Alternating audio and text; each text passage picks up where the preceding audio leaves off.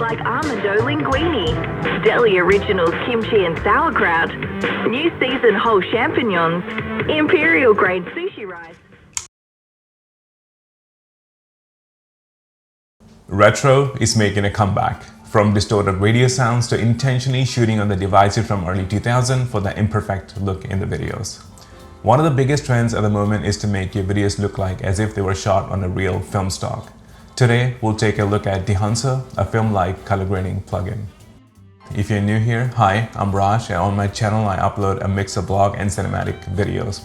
To start off, Dehancer did provide me the plugin, but they do not have an input on what I say in this video. In the email, they were open to feedback, so I'm glad to know a company actually cares about the product. Thank you, Dehancer, for providing the plugin. After watching the video, if you decide to purchase this plugin for yourself, I would appreciate if you could use my discount code. It will help me and also give you 10% off on the product. So question, what exactly is the film look? The film look is definitely that's been trending recently, and it's fascinating to see that it has become such a sought after aesthetic, especially among young generation who never lived through the era of shooting on a real film stock. So I can see the appeal there. In a world where everything is so precise and perfect, small imperfections of film can feel unique. It's like rejecting flawless precision for something that feels a little bit more real and natural. The film look is referred to as specific aesthetic that a film stock imparts to an image. For example, things like halation, bloom, color, saturation, tones, etc. Dehancer is a film emulation software developed over a decade of lab research on a real film stock. If you're looking to bring that classic cinematic vibe to your videos, Dehancer is the plugin you need. It lets you recreate that warm, grain, and beautiful imperfections of a real film stock, all within your digital workflow. Whether you are after soft highlights, rich colors, or that nostalgic texture, Dehancer has everything to give your videos that authentic analog feel. I would like to go ahead and show you a bit of my workflow, how I incorporate Dehancer into my color grading processes. So once you've downloaded and installed the Dehancer plugin from the website, it's fairly straightforward. It will show up in your library. So once you go into your color tab, all the way down, you'll probably see Dehancer Pro, whatever the version number is at that release time. Using Dehancer is quite simple and straightforward, which is one of my favorite parts. I like to keep things fairly straight and simple when I edit my videos or when I do color grading. I don't like complicated networks, and I try to make the best out of whatever minimal nodes I have in my scene graph. So if you drop a new node, I like to drop a couple. One is just in case if I want to do any pre-color grading before I actually use Dehancer. So Dehancer is pretty much for me the main where I try to do all the color grading. So I will just rename my nodes Dehancer, and this will be a null. So null can be anything, like if I need to have color correct, exposure, gamma, temp, any of those, I can do an edit before that. So Dehancer requires an input, so you need to have that input in Rec 709 or whatever color space you're working in. APSc, it also supports APSc, which is quite nice. So once you have Dehancer selected, you can just drag and drop Dehancer onto the Dehancer node, and you will see right off the back, everything looks a bit off. And that's pretty expected because Dehancer is looking for an input space. So we're telling it that in your input space, you have Rec 709. But the video itself was shot in S-Log Cine from Sony, so it doesn't actually know what it is coming from. So we need to tell Dehancer, okay, unless you're providing a Rec 709 input, you tell, let's choose a camera, and then it was shot on Sony, and then A6700, and the format in S-Log Cine. Right off the back, it tried to interpret the color, what do you think is the right value for each RGB channels. Once you have that, what I like to do is go to options at the bottom. If you press Alt and click on the inputs, it will expand or close all the inputs. So just a quick tip on that. So go to options, and then you can do disable all tools. Once you do disable, what it does, it will pretty much go into each option and turn it off. It will make the enable unchecked. So if you go to input, and then you already have your settings, and then next is film. This is where I like to do enable and choose a color profile. Now, something that I've been really liking, my favorite would be AGFA Chrome RSX. This is something I quite like, but now I already know it's a little bit too orangish for my taste. So what I like to do is in the null, I would just rename it to something like maybe temp, and I try to control the temp here. Now, Dehancer does provide you a bit of temperature options. If you hear color comp, you can change here as well, but I like to have that in a separate channel. So I would like to go temps, and I try to make it a bit warmer to my taste, what I like the color to be. So something around that would be nice. Then back to Dehancer, a film developer, you can, if you feel like the presets are not giving you what you're looking for, you can turn on the film developer and modify it further. This is quite nice. You can do color boost if you need to have that punch, but I like to have a saturation from a different method, which is something I've been learning a lot from internet and just like seeing people's processes, how they do things. So for that, I will drop a saturation node, call it saturation, right click, and then color space will be hue saturation value, and in the channel, so 1, 2, 3, one is H, S, and V, so I will turn off hue, and then I would also turn off the value, so it means we are only left with the saturation. Select the node, go into the primary color bars, and then increase saturation. You can see it will re-affect it. And it does it really nicely without affecting the hues and the values, so it just does the right amount. So I would probably punch that up a little bit. I try not to go too harsh with the saturation. I like to keep it around like 130-ish is the highest I would do, so 125 is good for this amount. To double check what happens, I will select that node. So you can see it just does the right amount. Once I have my saturation down, what I like to do is go to Dehancer, and then film compression. If you want to compress the film, you can do that. I don't really mess with any of these. Also with all the options, I don't necessarily modify all the options. I like to keep it simple and touch the necessity that I feel actually adds to the look that I'm going for. So film developer, film compression, expand is where you can define the black and the white points, so you're not crushing the blacks or blowing up the highlights. So this is pretty nice actually. So you can enable, and you can crush the blacks if you need to have a bit more punchy look, which can also get from the print. We'll talk about that in a bit. So I'm going to turn this off for now. I don't want to worry about it. Go to print, and now this is where you can sort of choose the print emulation. So normally, from my understanding, when the films were recorded back then, they were printed on a different paper or different film prints. So you can choose that option as well. Under the profile, this one is pretty famous, Kodak 2383. You can choose that, enable it. But it might look a bit crushed, which is what I like. If you want a bit more range, you can do analog range limiter. It will bring it back up a little bit more. And then you can play with the black points to kind of crush it or more if you need to. I like it something like this. Now, what I like to do is if I feel like the blacks are getting crushed a little bit too much, I like to drop a saturation just after the temp, sorry, not saturation, exposure. And then I would like to control the curves here so I can bring up the shadows just a little bit more.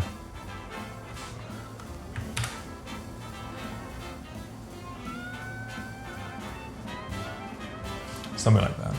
And then back to Dehancer, expand, print. You can change more, you can play with the contrast if you want, but again, that defeats the purpose of putting exposure.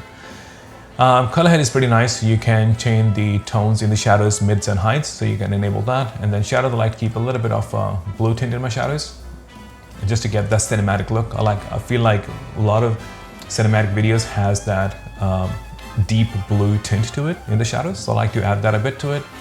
And so film grain, halation, and bloom are pretty sensitive. Good thing with Dehancer is that the grain it provides you is actually a physical grain, like how a grain affects the film. It's not an overlay like resolved grain does. So resolved grain, once you turn that on, it's actually an overlay of the entire image. It doesn't react with the negative underneath. So that's where the grain from the Cineprint, it's not Cineprint, sorry, the grain from Dehancer is quite nice. So if you turn on grain, I can show you what I'm trying to say. So if you turn on the enable, it puts the grain right away. Now what it does is actually affects the film underneath. It makes it either blurry or sharper. So now it depends on what ISO you shoot, it's going to make it sharper or more blurrier. I feel like 250 is a bit too strong for my taste. I tend to go with 35 and 50. This seems to be a bit more sharper, but then I usually drop my amount a little bit lesser. So like maybe about like 15 is something I quite like. So it's not so clinically perfect, but also gives you a bit more natural and real feel of how the film would be. So that's quite what I like. Once I have that, you can also do halation. Halation is something that really comes through when your scene has a lot of nice bright lighting.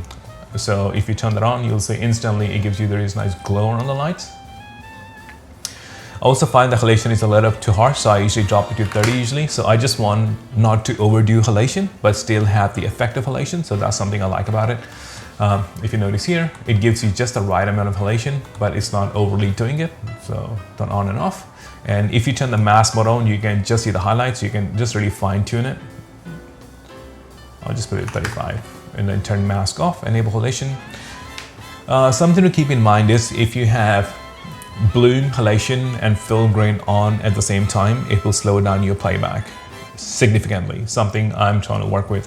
I think maybe you have to crush down your timeline to 1080p and just work with it and then up-res it before you export. But something to keep in mind, it will slow down your computer tremendously. Now I've got a really beast PC, it still affects it. So once we have that, let's turn on the bloom and see what it does. Ah, gorgeous. So bloom just adds you a little bit of more that punch in your images, something like light would diffuse into a negative. It creates this really nice soft halo effect around the bright light sources. So if you turn it on and off, you can see what it does. Now again, just like halation, you also have a mask mode under bloom. You can turn that on to see what effects. Quite drastic, so I usually turn the mask off and I keep it on like 50-ish, which I believe is a good amount. By default, I believe 50 as well. Let me drop it down a little bit more. I don't want it to become too cloudy, so I feel like if you have bloom a little bit too higher, then your images tend to look a little bit like muddy, so I try to keep it a little lower. Film damage, of course, if you want any scratches or jitters, you can turn that on. Now these are quite nice. I don't necessarily turn it on. They're okay. You can see like it will show up here and there randomly. Pretty nice. So that's there. Film damage, film breathing. I don't play with film breathing. Wave or overscan is pretty nice. You can turn on to have like a film negative effect on it because this is before the film gets transferred. This is what the frame looks like. So you can have that on. You can flip it if you need to. You can also turn on negative to positive. So there are just multiple options you can go through. I don't use overscan unless it's like a stylized clip that I'm trying to present something. I would turn it on, but usually it's off. Overscan, vignetting is quite nice. It gives you a pretty natural vignette, which is something I like to keep it on as well. Monitor, it has a false color IER. You can play with that. And then outputs, I don't really play with that. I think it just shows you in and outs. False colors, LUT generated option, I don't touch any of those as well. So you can see pretty much how in simple clicks it gave us this really nice look that looks like a film. And again, just be mindful with the halation, grain and bloom. It can really slow down your PC.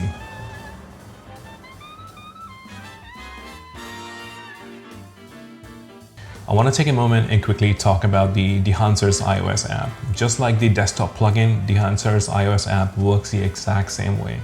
You pick up your media, you can modify it. You can pick out different preset options and then you can modify it further to what you want it to look like. You can add stuff like tonal curves, halation, saturation, bloom, grain, and then it just all works flawlessly. Once you're happy, you can export the image and it's as simple as that.